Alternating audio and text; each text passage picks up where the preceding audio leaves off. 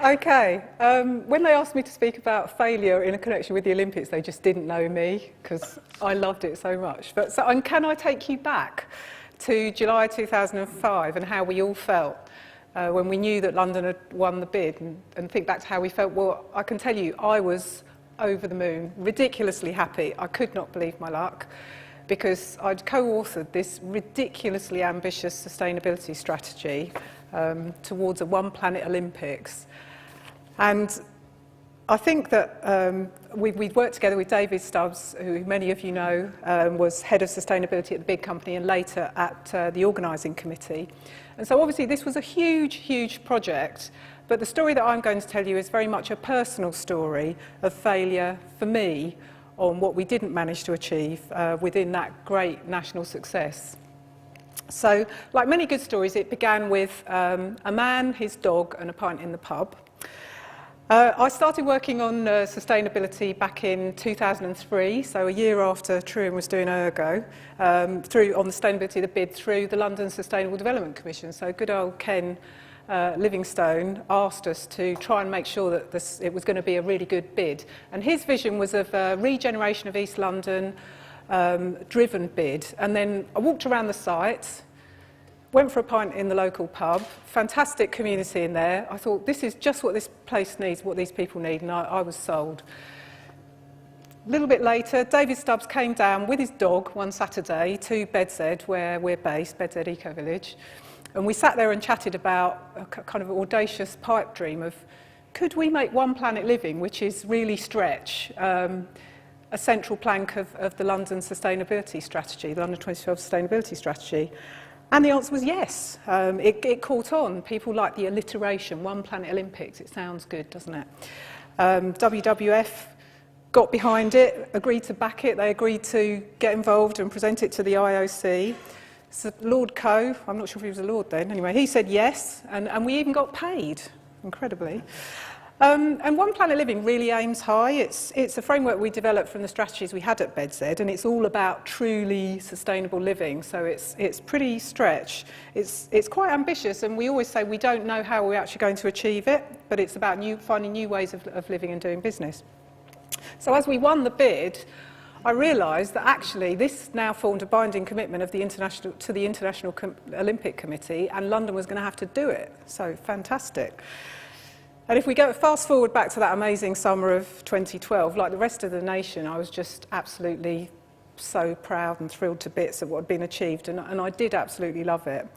And in the run-up to it with WWF, we published a report looking at how did it live up to the promises, the One Planet promises. And we did say, on balance, you know, it was the greenest games of modern times. And all credit is due. There were a lot of amazing people who worked in the Olympic Delivery Authority. I got all these emails from people saying, what are you doing? Talking about failure, and we all did such a good job. So yes, you did. Everybody did a great job, and even Bioregional did a great job. So we were associated with something that failed in a way. We worked on things like the demolition waste. We worked on the media hub for 3 years. We worked on the carbon footprint. We had a visitor centre at the games time. So the question is, why am I standing here talking about failure? Well, it's because it wasn't a One Planet Olympics, and some of the targets were missed. And it would have been great if they hadn't. And the key target that I felt a personal sense of failure about and wished I could have done more was the zero carbon, the energy targets. As we all know, if we're going to do our bit to avert dangerous climate change, then we need a totally renewable electricity grid by around 2030. We need decentralised renewable energy. We need energy efficiency. We need behaviour change. You know, we need all of those things. And here was a golden opportunity to actually show that in a massive project. And just also, when the government had then come out and said all new homes should be zero carbon by 2016, you know, fantastic opportunity to showcase all this stuff. And I could see the problem was coming, and I kept saying, you need to do a zero carbon strategy, and nobody was listening to me. It was really frustrating. In the end, an impressive 48% reduction on building energy use and 10% renewables against a target of 20% was achieved, but it didn't meet the targets and it wasn't zero carbon, and it is not, it's good, but it's not as good as it could have been, and it could have been zero carbon. So from our own admittedly much smaller projects, like the One Brighton development, we managed to do zero carbon, and we did it cost effectively. One Planet partners like B&Q, they're on target to do it by 2023. So in terms of what lessons did I learn from this failure, my personal failure to make it a One Planet Olympics? Well, I mean, the first thing I'd like to say is I think it was right to aim high, and I would never stop aiming high. I think we should always be ambitious about what we want to achieve and aim for absolute sustainability. And even if we might not achieve it, that is, we might fail, we should still have a go. Because if you have those stretch goals, it's much better than a boring incremental strategy. If you taking an example, if you take the embodied impact approach that the sort of One Planet approach led to, it led to the first carbon footprint of a Games, which led to informing where did the impacts arise, so how much of it was the construction and not everybody flying in, what were the impacts in the event, which led to a different approach on reuse and reducing impacts, which saved £75 million as well. So I think the first lesson is if we aim for the stars, we might get the moon. It's a lot more fun, and there's a lot of innovation in there. My second lesson is I just wouldn't hold back so much next time. I had a letter from Tessa Giles saying, "Oh, marvellous, One Planet Olympics, I really support that." Why didn't I get in touch with Tessa Giles? Next time I would, because there was I saying, come on, we can do better, and I didn't want to rock the boat. I was very loyal to the in-house sustainability team, and I didn't want to rock the boat. So that's my second lesson. And the third lesson is you've got to make the business case. I think we all know that these days we're all working harder to draw out, it's more than about the carbon savings, and that you can make a really strong business case just on cost savings and other things, and we really could have done more there. So finally, I'd say have a go, be audacious. You've got to work hard to try and really make it work, and just don't be afraid to fail. Fantastic, thank you very much, Sue.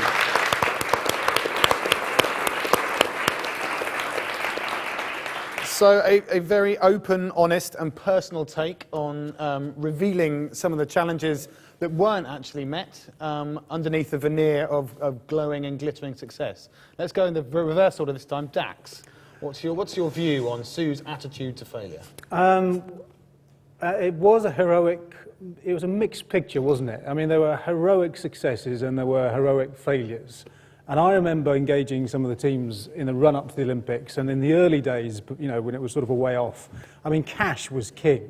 There was no doubt about it. It was all about sponsorship, cash. And eventually, when the dust settled around that, we got into the spirit of the games and the sports and the sustainability aspect of it. So, there was a mixed picture. I think the other thing, it did stimulate a lot of public debate. I mean, when we arrived at the sponsors, were they fitting for a green games that's supposed to be about health and fitness and greenness? I mean, the big debates about whether the sponsors were supporting that agenda or contradicting that sort of thing. I think the way this will be judged in the long term is the legacy in North London.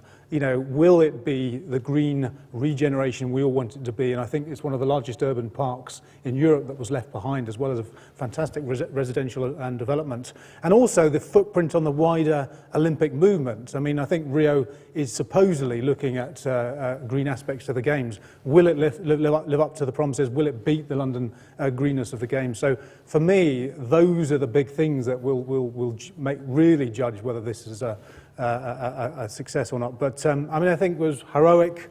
No scores, but we'll do a reveal on the scores, so I don't want any confirmation bias across the judges. Where Dax, you'll set a precedent that Charmaine and Robert feel they have to live up to. Yeah, so sure. We'll do a reveal on the scores. Yep. Charmaine. So there's two things which I thought were frankly really inspiring about what you said. One is the shoot for the stars, because I'm guilty of definitely thinking I'll just make it a bit lower and that'll definitely overachieve. So none of that, and I think that was brilliant, because you are right, stars and moon, which one's better, it doesn't really matter as long as you get somewhere further away from where we are. The second thing was how personal it was. So you could just see your frustration with how you personally didn't do everything that you could do, and I think that's amazing, having that passion and that belief that you can always do better is something that I think that is a heroic learning and not at all a heroic failing. Lovely. And last but by no means least, Robert. I think there are 3 fantastic points that came out loud and clear. Charmaine's just touched on one of them. You're absolutely right, you have to make the business case. And I think that's a huge learning in any area of business, because without the measurement, you're going to get nowhere. So that would be the first point. Second point, you said you didn't want to rock the boat. You felt you should rock the boat. We should all rock the boat. We should never accept the status quo or some sort of sterile consensus if we want to drive change. I think that's a great learning. And the third learning that I thought, again, Charmaine mentioned, this whole idea of stretch goals being more important than incremental change and shooting for the stars, shooting for the moon. Google have a chief moonshot officer. His name is Astro Teller. Turns out his real name is Eric, but he calls himself Astro. And that whole point that you can't drive change but through only increments. So I think those 3 things are really important. That was a great presentation. Lovely. Okay, so in individual sense, do you want to kind of get your scores together, and we'll do a big reveal all at the same time on the count of 3. And after 3, a 1, 2, 3. 8. Oh, 2 9s and an 8.